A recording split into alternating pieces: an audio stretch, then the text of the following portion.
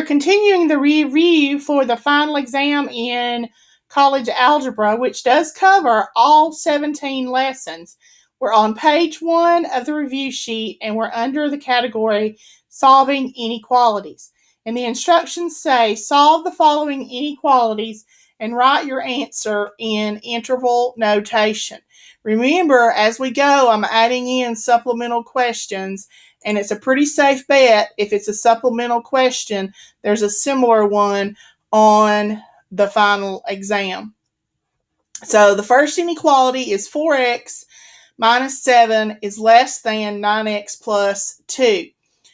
So we need to get all of the x's together and all of the constants together. And I tend to put the x's on the left. So the first thing I'm going to do is to subtract 9x from either side. So we have negative 5x minus 7 is less than 2. Then I want to move the numbers or the constant to the other side. So I'm going to add 7. So I have negative 5x is less than 9. 2 plus 7 is 9. Then I'm going to divide both sides by negative 5. Now be careful. Remember, when you divide or multiply by a negative number, we have to invert or flip the inequality so it becomes greater than negative 9/5. Now, as we did before, it may help you to think about where that might be on a number line. And negative 9/5 is going to be somewhere between negative 1 and negative 2. It is not included, so we would have an open circle at negative 9/5, and we're greater than, so we go to the right. So in interval notation, we would use a parenthesis to show that we don't use that number. We begin at negative 9/5, and we go towards positive infinity. All right, next one. We have x squared minus 3x is greater than or equal to 4. Well, the first thing I notice about this problem is that it has this squared term, so it's a quadratic. Remember, typically with quadratics, we use factoring, but to use factoring, we need to have it set to 0. So I'm going to subtract 4 from either side so that I have the equation or the inequality x squared minus 3x minus 4 is greater than or equal to 0. Then with a quadratic, remember, we can either do it by factoring or quadratic formula. I'm going to use factoring here. So we need a pair of numbers that multiply to 4 and subtract to 3. So I can use 4 and 1. It should be a negative 4 and a positive 1. And we want to be greater than or equal to 0.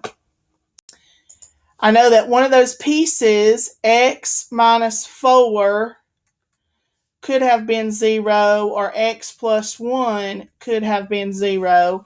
And if I solve each of those respectively for x, I have x equals 4 or x equals negative 1. Now, with an inequality, remember, we had to take a look at the number line and think about where it would be greater than or equal to 0. So I want to choose a number over here that's maybe like negative 2 and plug it in and see what happens. So if I plug in negative 2, I would have negative 2 squared minus 3 times negative 2. Is that greater than or equal to 4? So I would have 4 plus 6, which is greater than or equal to 4. So 10 is greater than or equal to 4. So I know if I choose this number, if I choose a number like negative 2, if we choose negative 1, we know we can use negative 1, and it is included. So we get a colored in dot, and we can choose numbers towards the left. If I choose something, say, like positive 2, I would have 2 squared minus 3 times 2. We hope that's greater than or equal to 4. So I have 4 minus 6, that's negative 2, but negative 2 is not greater than or equal to 4. And then I need to choose something maybe like something bigger than 4. So let's say I choose 6. So I'd have 6 squared minus 3 times 6 greater than or equal to 4. So I'd have 36 minus 18, which is 18, which is greater than or equal to 4. So I need to choose numbers. I can include 4 and then numbers that are bigger than 4. So in interval notation, our solution would be, there's no other way to figure it out. You just have to do trial and error. But in interval notation, we can use the values from negative infinity to negative 2, including negative 2, or from positive 4 to positive infinity. Okay, then the supplemental question, we have 8x minus 6 is less than 4x plus 10. So again, it's kind of a basic inequality. I need to get all the x's together and all the numbers together. So I'm going to move the 4x from the right side to the left side by subtracting. I have 4x minus 6 is less than 10. Then I'm going to add 6 to get all of the constants together. So I have 4x is less than 16. I'm then going to divide both sides by 4.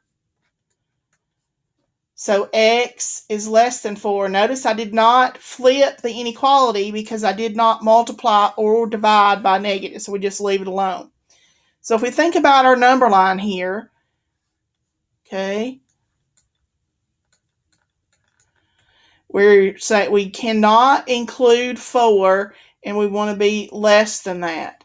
So in terms of an interval, we would have from negative infinity to 4, and the 4 is not included. All right, let's see if we can do the questions related to distance and midpoint as well before we run out of time here. The formulas for distance and midpoint are given at the beginning of the final exam, so you do not have to write them on your extra note sheet. You don't have to memorize them. If you'll recall, the formula for distance is the square root of x2 minus x1 squared plus y2 minus y1 squared. And you've been given the 2 points. So the first point, 4, negative 3, will be our x1, y1. And the second point, 7, 2, will be x2, y2. And I like to label them so I don't get them messed up when I start substituting into my formula. So I'm going to do the substitution. I would have 7 minus 4 squared plus 2 minus negative 3 squared. And then I need to do the math. 7 minus 4 is 3 squared plus 2 minus a minus 3 is 2 plus 3, or 5 squared. Then we do the squaring. So 3 squared would be 9. 5 squared would be 25. And 9 plus 25 is 34. So the distance between 4, negative 3 and 7, 2 is the square root of 34. Now, if you could, you'd want to simplify that radical. It does not simplify. So we go from there. The supplemental question is worded a little bit differently and asks you to use the distance formula, but to solve it for a different variable. It says find x so that the distance between the ordered pair x, comma 3 and negative 2, 5 is 8. So again, the distance formula is the distance is the square root of x2 minus x1 squared plus y2 minus y1 squared.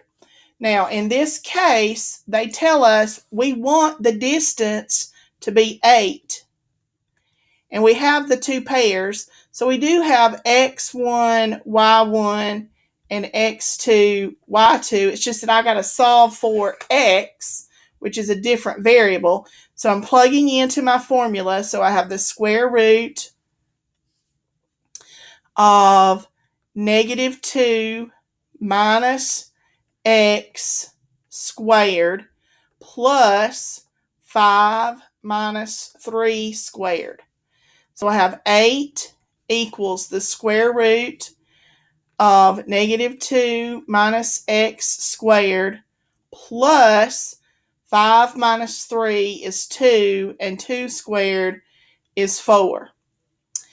Then I need to get rid of the square root. And to eliminate the square root, we square both sides of our equation. So when I do that, I have 64, 8 squared, equals negative 2 minus x quantity squared plus 4. Remember, squaring eliminates the square root. And from there, then I'm going to solve for x. So I'm going to subtract 4 from either side so that I have 60 equals negative 2 minus x quantity squared. I need to undo the square. It kind of seems like we're going in circles, but I need to undo the square. To undo the square, we're going to square root. Okay, so I have the square root of 60 equals negative 2 minus x. Remember, again, the squaring and the square root cancel one another off. And again, I'm trying to solve for x. So I'm going to add 2 to either side so that I have 2 plus the square root of 60 equals the opposite of x. And so then I need to divide everything by negative 1.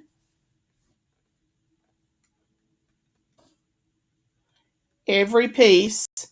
So I end up with, and I'm running out of space, x equals negative 2 minus the square root of 60. Okay, so negative 2 minus the square root of 60 would be roughly negative 9.7. So our x here would need to be approximately negative 9.75 in order for us to have a distance value of 8. Okay, one more. Hopefully we can fit it in. And it's simply finding the midpoint between 2 points. And again, that formula is given to you at the beginning of the final. Okay, for midpoint, remember we add the x's together, x1 plus x2, we divide by 2, then y1 plus y2, we divide by 2. So again, it's a plug and chug problem. So I would have 21 plus negative 11 divided by 2, and 8 plus 6 divided by 2. If you do the math, we have 21 plus negative 11 is 10 divided by 2. 8 plus 6 is 14 divided by 2. So we end up with the ordered pair 5, 7, which would be the midpoint of the line that connects those 2 points.